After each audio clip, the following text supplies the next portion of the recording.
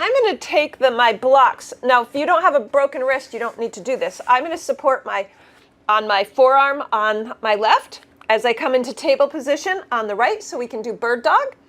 I'm going to lift my right arm and my left leg. So rather than putting all that weight through my left wrist, I'm choosing to do it on 2 blocks. This would also work if you just have some pain in your wrist. And then release. And this time, left arm, right leg. Bird dog. And down. Right arm, left leg. Toes down, inner thigh lifting. And release. Left arm, right leg.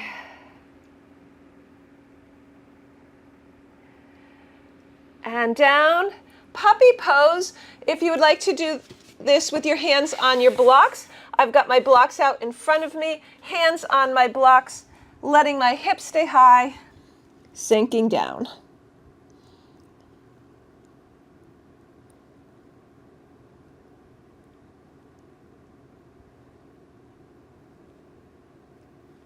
Feel the stretch in your shoulders, and be sure you're breathing.